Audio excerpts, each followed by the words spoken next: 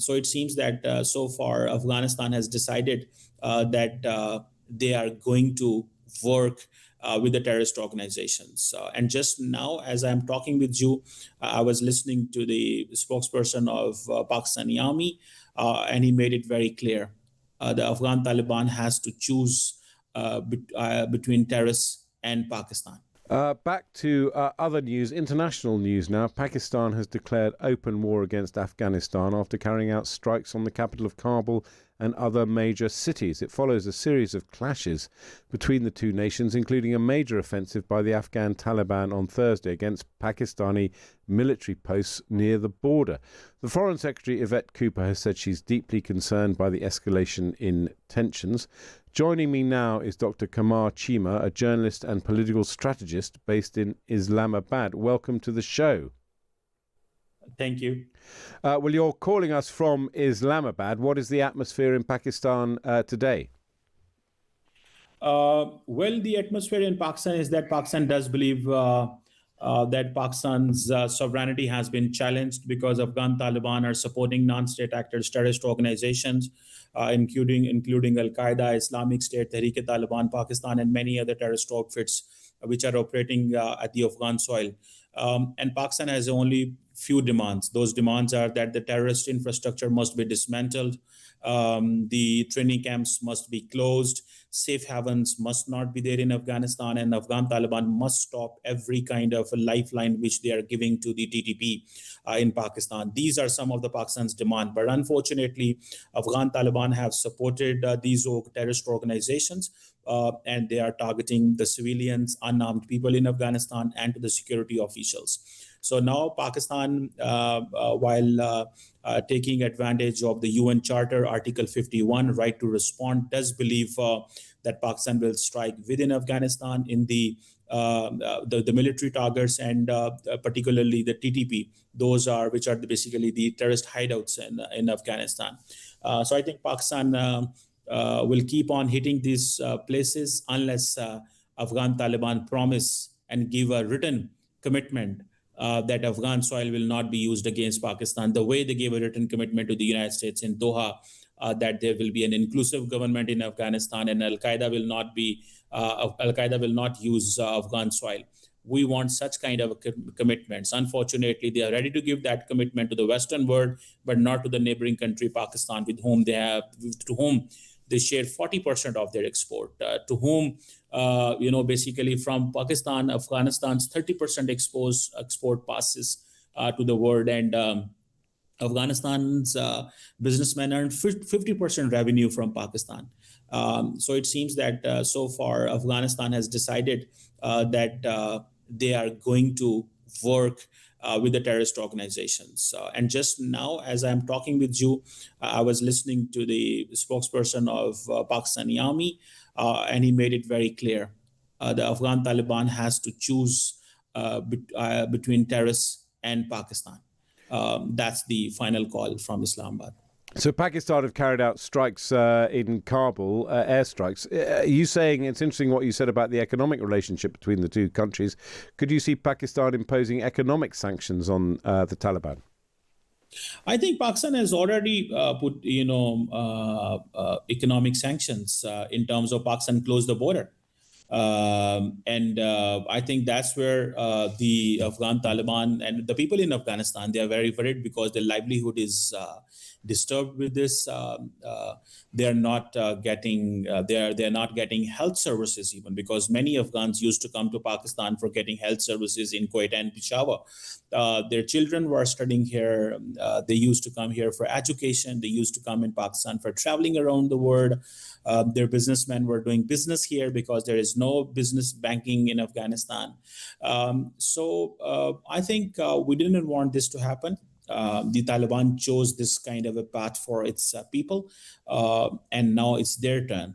And for your audience, let me tell you that the countries who were involved in mediation in previous months, like Turkey and Qatar, they know the stubborn attitude of Afghanistan, and we also understand the Taliban didn't hand over Al-Qaeda leadership and Osama bin Laden to United States back in 2001, and they welcomed the entire international community, which went there, and there was a regime change in Afghanistan. And now they are in the same fashion. They won't turn against these terrorists, because they believe that they're brothers. They share ideological thought with them. So I think there is no patience left in Pakistan. It's about time make a choice between Pakistan and the terrorists. Thank you so much. That's Dr. Qamar Cheema, a journalist and political strategist based in Islamabad, talking about the overnight airstrikes between Pakistan and the Afghan Taliban, where Pakistan struck the capital of Kabul. Let's just turn our attention just for a few moments till we get to the top of the hour on a really important geopolitical story, and this is an escalation in tensions between Afghanistan and Pakistan. Now, Pakistan has declared open war on Afghanistan, bombing the capital and other major cities in the early hours of this morning. Now, both sides blame each other for being the first to breach a ceasefire negotiated by the two countries last October. Let's now speak with Dr. Farzana Shaikh, who's an Associate Fellow of the Asia Pacific Programme at Chatham House and an expert on Pakistan. Welcome to the show. Thank you for joining us. It's a pleasure. Thank you. Just give us a simple overview, if you will, of what's prompted this and how worried should we be? Well, what's prompted this is a very sharp escalation in militant attacks against Pakistan, for which Pakistan blames the Taliban in Afghanistan.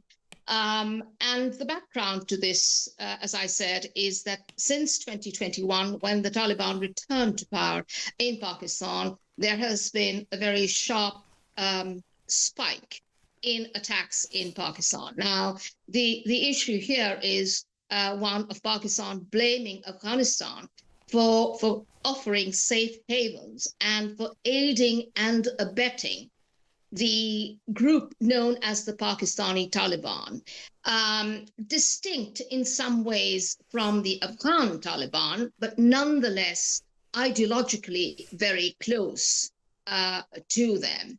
And there have been, over the last few months, a spate of cross-border hostilities, which were calmed down somewhat by a ceasefire agreement some months ago in October, which was sort of brokered by Qatar and by Turkey. That seems to have come apart because there has been effectively, nothing done to stop those cross-border attacks. And then, of course, we saw in the last couple of weeks a very atrocious attack against a Shia mosque not far from the center of the capital in Islamabad. And it's clear now, and certainly clear from statements coming out this morning, that the establishment in Pakistan, the military and political establishment, have lost patience with Afghanistan and have decided that diplomacy has run its course and that coercive action is the only option. But of course, the costs are very high for both sides. And just briefly, if you will, who is the might between these two sides, Pakistan or Afghanistan? Well, obviously Pakistan. I mean, Pakistan is a nuclear power. Pakistan has got a huge military, more than 500,000 men in arms. That said, however, I don't think one should altogether underestimate the Afghan Taliban. I mean, it's best to remember, that they have had advanced technological warfare aimed at them over many decades, by first the Soviet Union, followed by the United States, and they have repeatedly seen off these sort of military Okay, offensives. Farzana, we're going to have to leave it there, but thank you very much. It was a very useful update on that situation. That's Dr. Farzana Shaikh giving us a flavour of these escalating tensions between Pakistan and Afghanistan.